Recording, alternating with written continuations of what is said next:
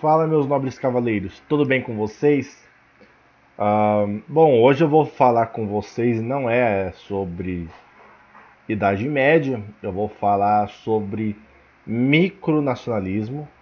Bom, eu dei uma entrevista no canal do Lucas Docas, o canal Príncipe Exilado, sobre micronacionalismo, né? E eu quero também falar aqui dentro do meu canal. Eu tenho um vídeo falando aí um pouco sobre micronacio- micronacionalismo e ciência política, onde eu falo, comenta aí sobre a Constituição do Reino de Selena. Mas para quem não viu, quem está vendo agora, ah, micronacionalismo, ele não passa hoje em dia, de ambientes virtuais onde a gente simula uma criação de países, governos, né? Ah, bom, no vídeo de hoje, o que eu preparei? Dos títulos nobiliárquicos do Reino de Selena. Como eu disse lá, o reino em si, ele tem uma divisão, né? Onde que cada província é, ela tem autonomia, né? Então isso parte de um princípio de federalismo.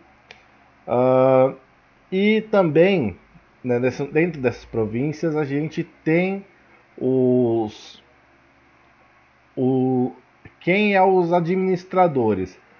Então, seria também. Como num sistema feudal você tem os vassalos, ah, no reino de Selena existem os vassalos, né, que são os duques e os condes e os cavaleiros.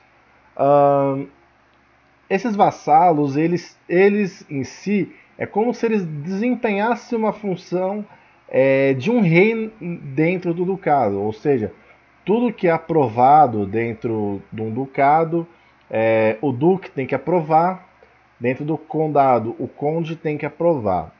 E daí entra naquela situação, né, da regra dos 3 quartos. Se,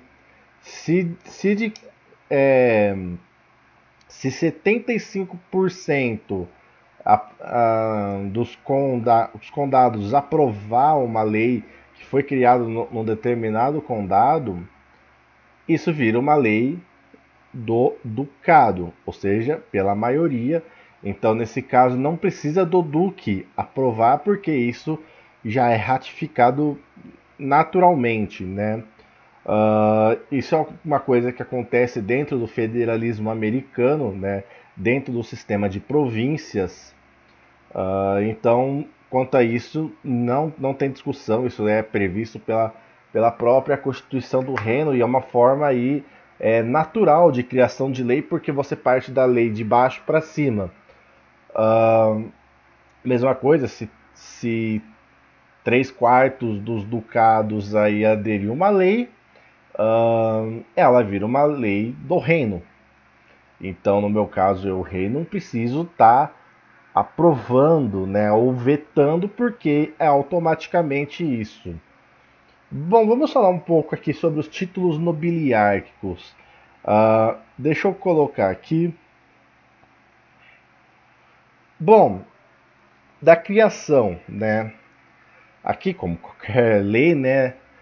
No caso, eu estou criando da Sua Majestade, o Rei Mateus envia para o Parlamento projeto de lei para a criação de títulos nobiliárquicos.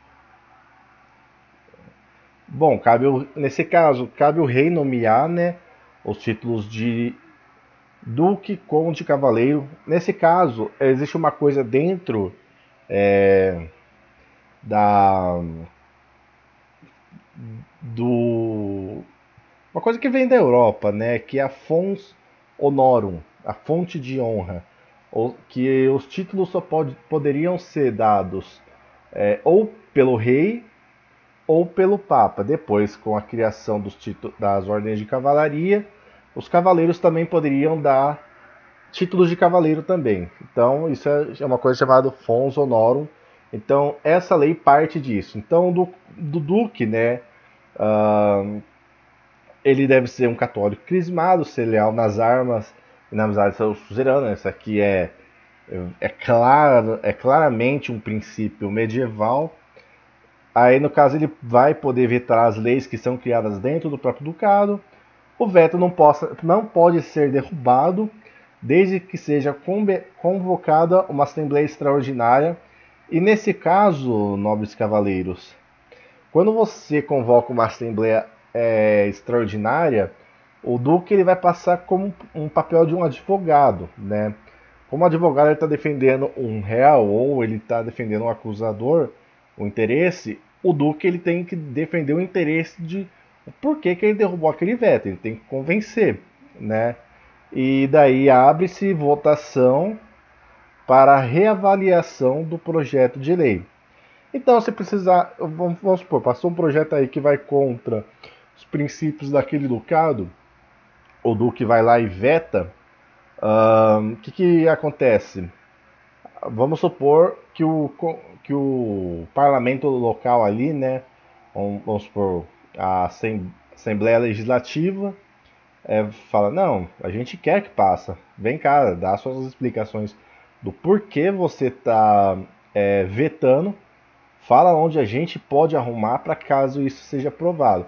Aí o Duque vai lá e ele tem que defender, nesse caso, os interesses do veto e também isso dá uma lapidada melhor até na lei. Também o título do Duque ele é vitalício e hereditário, ou seja, o Duque carrega até a morte e passa de pai para filho. Bom, as atribuições do Conde, né? Ele, mesma coisa, tem que ser católico crismado. Lembre-se que o reino de Selena é um reino confessional. O conde ele pode vetar as leis que são criadas dentro do próprio condado. E o veto do conde ele pode ser derrubado. Tá? E o título dele é vitalício hereditário. Bom, então nesse caso, como um condado é uma coisa menor do que um ducado, né? Ele está inserido dentro do ducado, ele. Então, nesse caso, por exemplo, pense um condado aí como um município, tá? Nesse caso aí, o correspondente ao município, a gente tem a Câmara de Vereadores. E nesse caso, vamos supor, se o conde vetou, a Câmara dos Vereadores pode ir lá e derrubar esse veto, tá? Só que tem um porém. O, o conde ele também pode convocar uma assembleia extraordinária para saber o porquê que o veto dele foi derrubado. Se nesse caso aí, você também pode dar uma lapidação melhor na lei, tá? Então, essa é a diferença pro ducado também. Também é por ser um território bem menorzinho, né? Deixa eu colocar aqui, voltar. Tô tentando aprender ainda a mexer no OBS Studio, então ainda tô meio que perdido. Então vamos voltar aqui para tela. As atribuições de cavaleiro. Cabe o cavaleiro ser leal, né, nas armas ao seu suzerano e na amizade. Ele não precisa ser um católico. Ele não tem função executiva. O título de cavalaria ele é ganho por merecimento e ele é vitalício e hereditário, tá? Então, se você é um cavaleiro do reino de Selena, seus filhos também vão ser. É considerado aqueles cidadãos notáveis de conduta ilibada que fizeram grande feito em nome do reino de Selena, ou seja, nesse caso só vai ganhar o título de cavalaria se a sua família só vai ganhar se você fizer um grande feito para o reino.